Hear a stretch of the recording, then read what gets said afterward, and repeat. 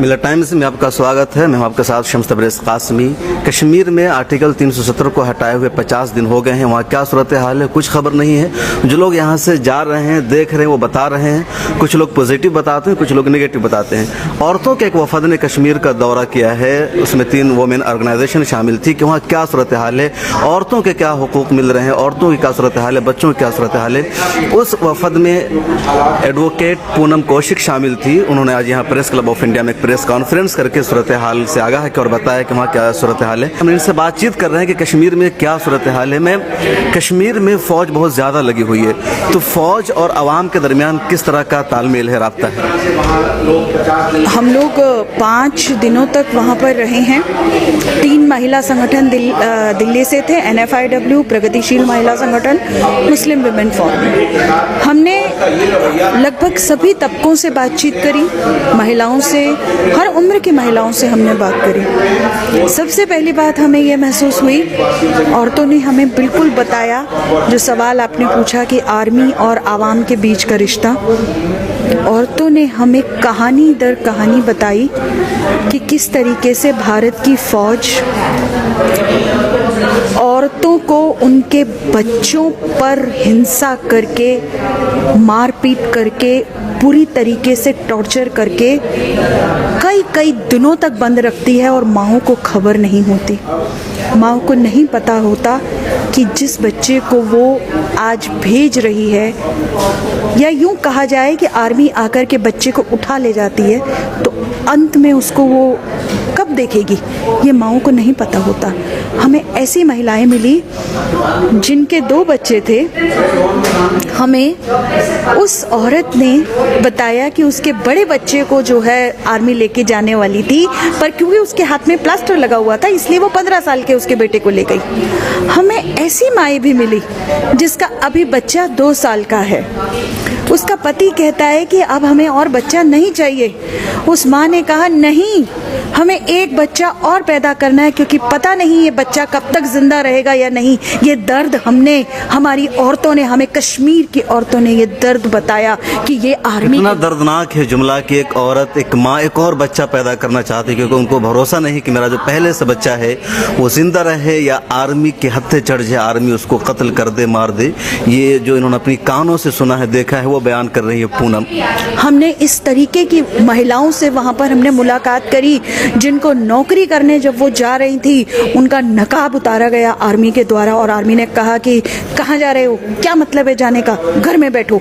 इस तरीके का बदसलूकी, आदमी अपनी ड्यूटी करने जा रहा है। हमें औरतों ने बताया कि हमको काम करने जाने में बहुत मुश्किल होती है, बाग तक भी हमको नहीं जा पा रहे हैं क्योंकि आर्मी से बदसलूकी का डर लगा रहता है।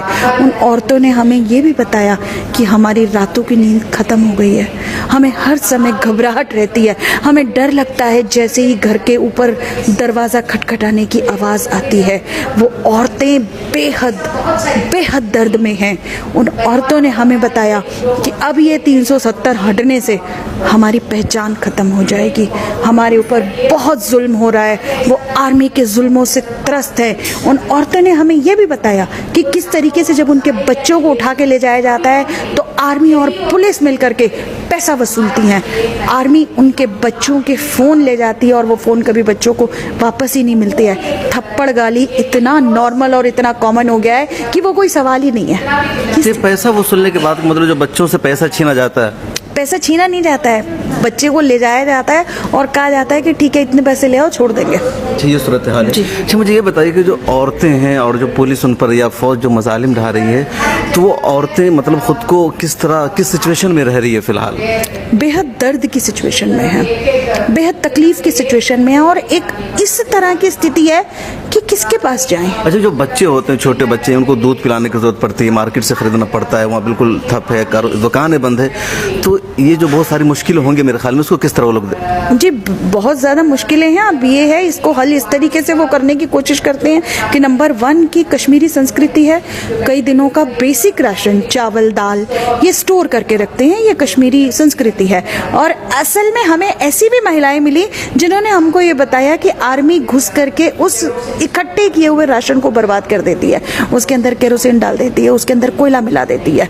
और दूसरा सवाल जो हमें महिलाओं ने बताया कि घरों के अंदर गायें पाली हुई हैं, तो वो गाय के दूध से जो है वो थोड़ा बहुत अपने आप को किसी तरीके से मैनेज कर पा रही हैं। और बहुत बहुत बुरे हालात हैं, काम धंधा ठप है।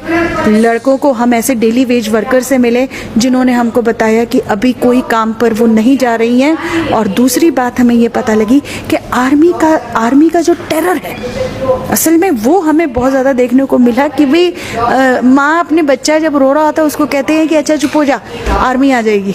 दूसरा वो 4 साल का बच्चा जैसे कुत्ते भौंकते वो कहता है कि चुप चुप चुप चुप, आर्मी आ गई है।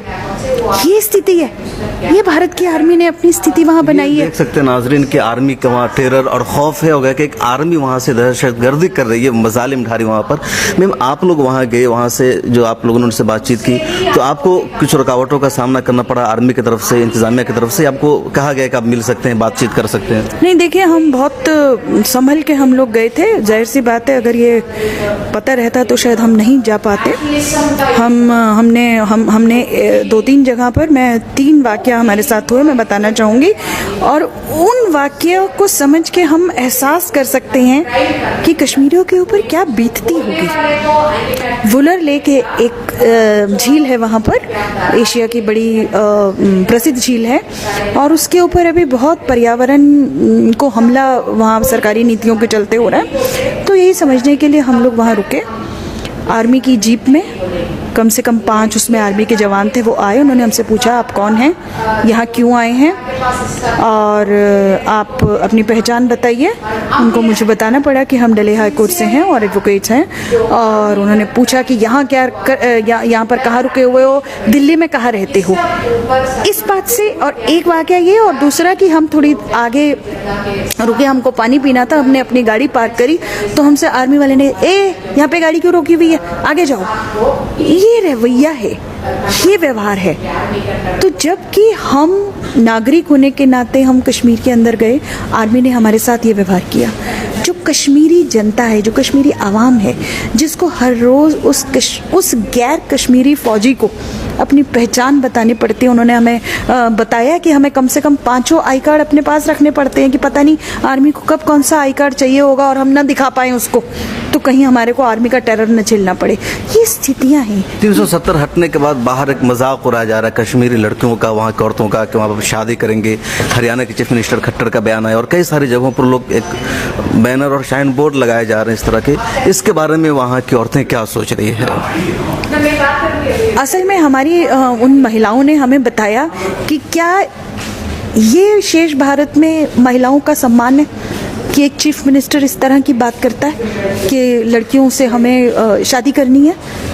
ये मतलब उन्होंने ये हमसे सवाल पूछा कि ये किस, और फिर हमें उन्हें बताना पड़ा कि दरअसल इस तरह का जो पितृसत्तात्मक रवैया है, ये पूरे भारत की महिलाएं पितृसत्तात्मक रवैये के खिलाफ संघर्ष में हैं। और हमने उन्हें ये भी बताया कि ये जिस हिंदुत्व की बात बीजेपी और इनका संघ परिवार करता है, असल में वो केवल उच्च जातीय पितृसत्तात्मक अहंकारवाद है।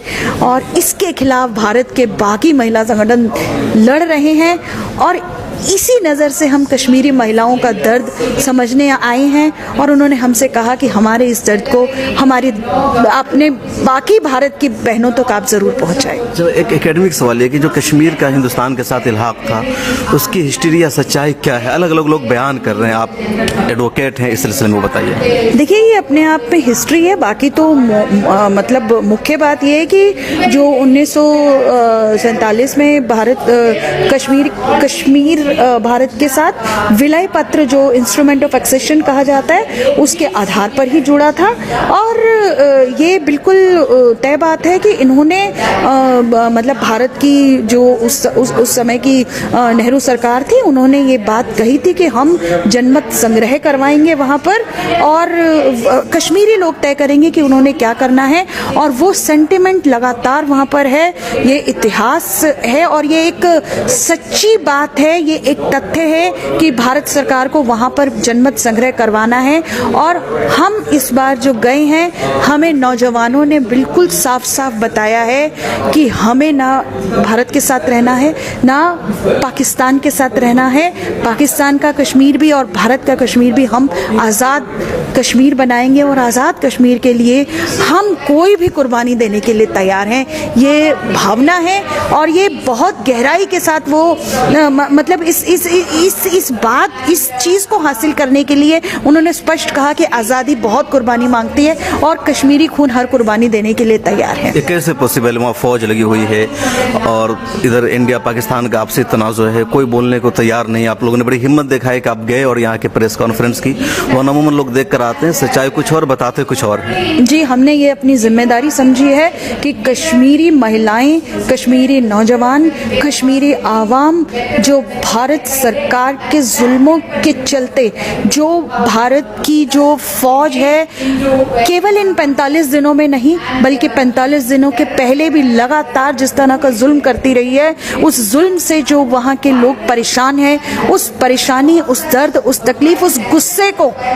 सही मायने में शेष भारत के लोगों तक पहुंचाना ये हमारी जिम्मेदारी थी और हम समझते हैं ये हमारी जिम्मेदारी थी और हम इस जिम्मेदारी को पूरा करने के लिए हमने ये प्रेस कॉन्फ्रेंस। सरकार को तो पता है लेकिन कोई एक्शन नहीं ले रही है, तो क्या जो अक़वाम मुत्तहिदा है उसकी भी इस पर नज़र है, तो क्या आप उनको भी कोई खत लिखेंगे, मेमोरेंडम पेश करेंगे कि वहाँ सरकार पर दबाव बनाए कि वहाँ से कर्फ्यू ख़त्म करे या फौज पर पाबंदी लगाए, इंटरनेट बहाल करे? जी देखिए, हमने तमाम मांगे जो हैं आज इस प्रेस कॉन्फ्रेंस के माध्यम से रखी है।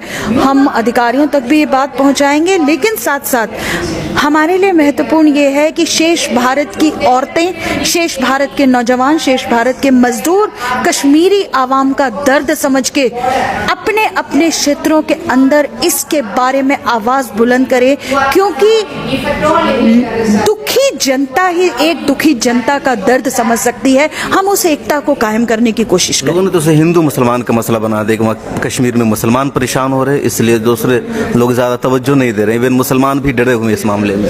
जी देखिए, सीधी सीधी बात है कि ये केवल आम जनता को कभी धर्म के नाम पर, कभी जात के नाम पर बांटने की शासक वर्गों की कोशिशें हमेशा से रहती हैं, लेकिन जो लोगों की संघर्षकारी एकता है, जो बुनियादी सवालों पर, जो रोजी रोटी के सवालों पर उनकी एकता, उनके संघर्षों की एकता है, वो एकता ही असल में इस तमाम जुल्म का, ये सरकारी नीतियों के खिलाफ एक व्यापक दीवार बनके ये फांसीवाद के खिलाफ एक माहौल खड़ा कर सकती है। बहुत शुक्रिया एडवोकेट पूनम साहिबा हमसे बातचीत करने के लिए। उन्होंने कश्मीर के हालात का जायजा लिया, खुद से देखा है और साफ लफ्ज़ों में सबसे अहम बात यह है कि फ़ौज आवाम पर जुल्म ढा रही है, फ़ौज के तई लोगों में खौफ और डर पैदा हो गया है, सरकार इस पर कोई तवज्जो नहीं दे रही। इन्होंने अपील की है, खुद एक मुसलमान नहीं है और इन्होंने कहा कि इंसानियत की बुनियाद पर ज़रूरी है कि पूरे मुल्क में एहतजाज हो, प्रोटेस्ट हो और सरकार से मुतालबा हो कि वहाँ नॉर्मलसी लाए, वहाँ के हालात को कंट्रोल करे। कैमरामैन मोहम्मद सरफराज के साथ शम्स तबरेज़ कासमी, मिल्लत टाइम्स।